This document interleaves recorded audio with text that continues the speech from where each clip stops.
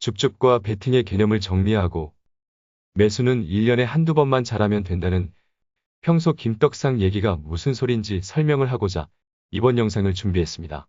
사실 멤버십 교육 영상으로 제작을 하다가 모든 구독자님들께 공유를 하면 좋겠다는 생각으로 전체 영상으로 전하는 걸로 하겠습니다. 그리고 멤버십 최고 등급 혜택인 월간 김떡상 코너로 김떡상의 꿈의 주식 베스트 10종목도 공개한다고 했죠. 아주 쉽게 정리가 되었네요. 주말중엔 꼭 올리도록 하겠습니다. 그럼 말 나온 김에 멤버십 가입을 눌러주세요. 안녕하세요. 김떡상입니다. 제가 생각하는 줍줍과 여러분이 생각하는 줍줍의 괴리가 있는 것 같네요. 그리고 이 영상을 올리고 나면 지금 사도 되냐는 질문이 많이 줄어들 것 같네요. 주식은 지금이 꼭지가 아니면 언제나 사도 됩니다. 하지만 지금 사도 되는지가 중요한 것이 아니라 지금 어느 정도 강도로 매수를 해야 하는지가 중요한 거예요. 평소 조정에서는 줍줍을 하고 공포에서 베팅하자는 말이 무슨 말인지 설명을 해볼게요. 어떻게 쉽게 전달이 잘 될지는 모르겠습니다. 그럼 시작해 보겠습니다. 투자에 앞서 시장을 살펴보는 것이 가장 중요하죠. 그럼에도 불구하고 증시진단 영상은 인기가 별로 없네요. 시장을 체크하며 투자하는 것은 종목을 살펴보는 것보다 10배는 더 중요함에도 시장을 살펴보는 거에는 관심이 없으십니다. 시장이 무너지면 모든 종목이 하락합니다. 시장을 모르고 종목만 보는 투자는 매우 잘못된 투자예요. 그럼에도 불구하고 다들 시장의 포지션은 따지지도 않고 매수와 매도를 하고 있으니 매번 아쉬움이 남는 겁니다. 그럼 먼저 중요한 나스닥을 살펴보고 본론으로 넘어가는 걸로 하시죠. 밤사이 반등이 나왔죠? 정말 다행이에요. 나스닥 일봉 차트를 보면 이미 구름 아래로 지수가 내려가 있었기 때문에 빠른 반등이 나와야 하는 상황이었는데요. 절묘하게 반등했네요. 구름 위로 튕겨 올라왔죠? 캔들의 모양도 윗꼬리가 거의 없고 5월 11일에 나온 장대 양봉이 가짜가 아니라고 알려주는 캔들이 나왔네요. 물론 전환선에서 상승이 멈추었기 때문에 상승이 이어지는지를 지켜봐야 할 것 같습니다. 나스닥 지수가 13,600선을 넘어서야지만 여러분 계좌가 어느 정도 회복이 될 거예요. 어쨌든 하루짜리 신호에 불과하지만 구름 아래에서 구름 상단으로 튕겨 올라오는 긍정적인 캔들이 나왔고 스토캐스틱도 바닥을 만드는 모습이 보이며 RSI가 방향을 확실하게 위로 틀었네요. 대체로 차트를 종합적으로 살펴보면 바닥을 찍고 반등하는 흐름을 기대하며 지켜볼 수 있는 상황은 만들어졌다는 말씀을 드릴 수 있을 것 같습니다.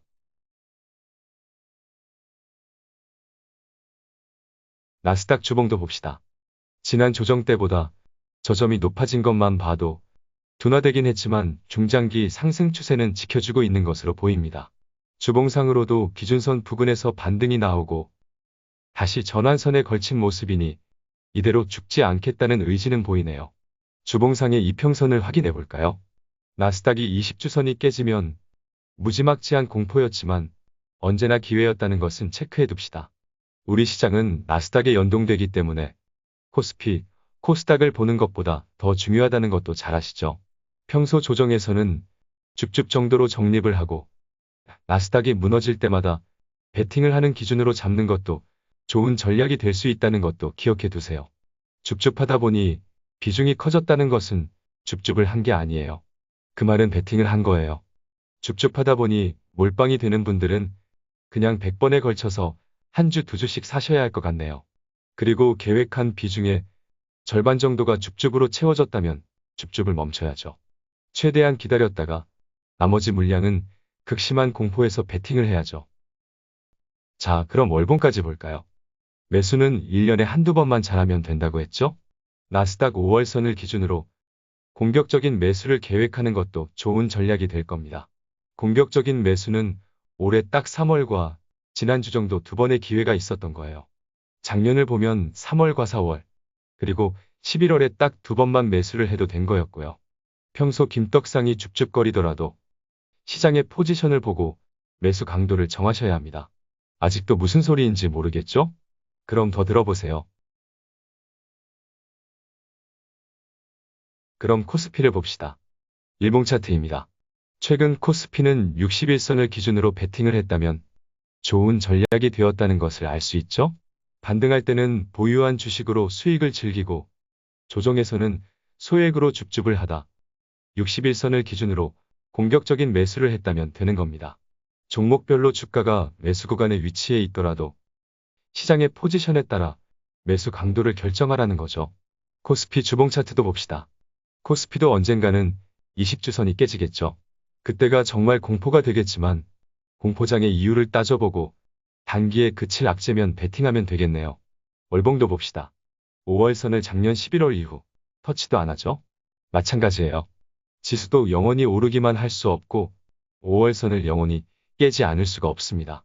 코스피의 5월선은 앞서 본 20주선과 비슷한 라인에 있기 때문에 언제가 될지는 모르겠지만 우리는 항상 5월선과 20주선이 깨지는 공포에 대비가 되어 있어야 하는 겁니다.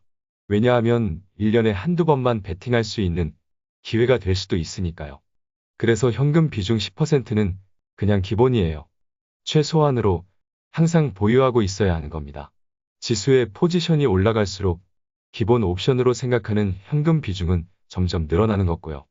오늘 주식을 매수해서 현금 비중이 10% 이내로 줄어들었다면 수익 여부를 떠나 비중이 높은 종목들 중에서 매도를 계획해야 하는 거라고요.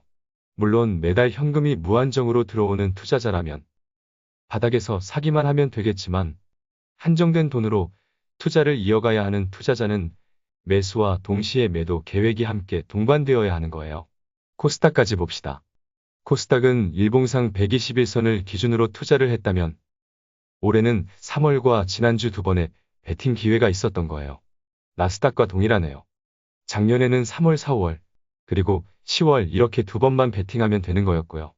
싸게 산 주식은 장롱에 넣자는 표현을 김떡상이 자주 하죠. 이런 베팅 자리에서 산 주식들은 업황이 끝날 때까지 계속 갖고 가면 되는 거예요. 2배 이상 수익이 날 때나 원금에 수만하고요. 저도 작년 3월과 10월 조정에서 산 주식들은 장롱에 넣어두고 보지도 않는다고요. 2배 이상 오른 주식들만 원금 매수를 했을 뿐 지금 수익이 어떻게 되는지도 관심도 없습니다. 장롱에 넣은 채 업황만 체크하면 되는 거예요. 이 정도만 봐도 베팅과 장롱의 의미가 파악이 되시겠죠? 안 된다고요? 그럼 좀 더 설명을 하고 시뮬레이션을 해봅시다.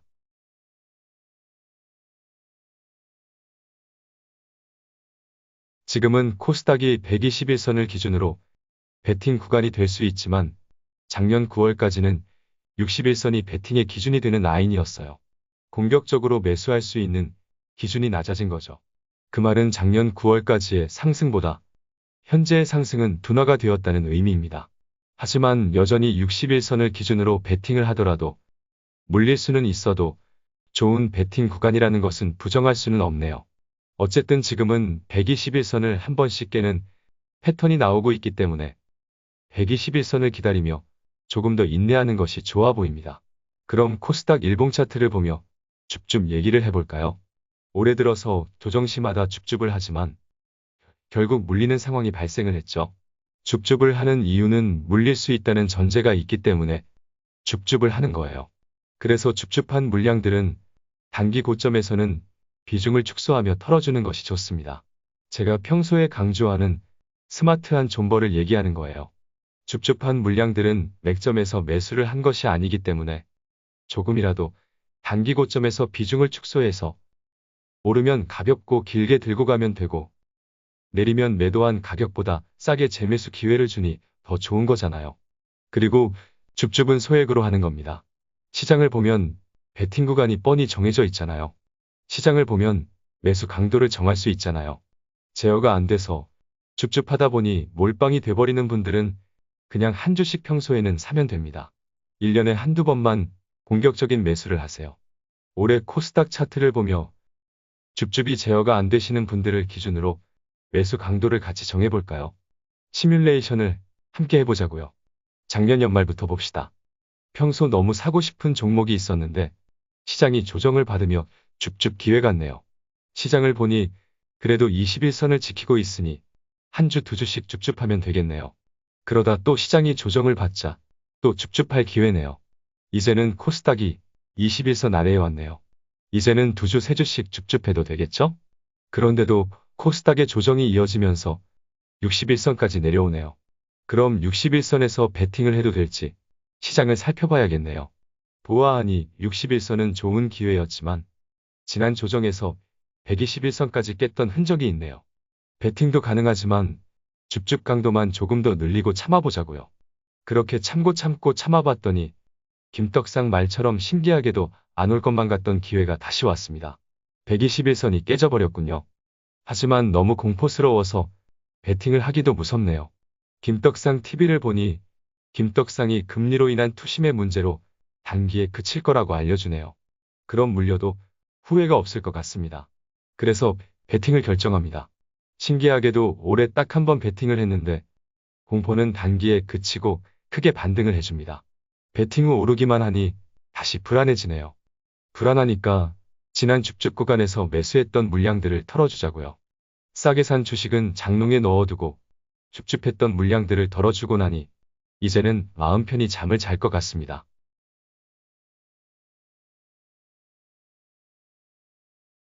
이 정도로 함께 시뮬레이션을 하고 나니 줍줍과 베팅, 그리고 스마트한 존버의 개념이 잡히시나요?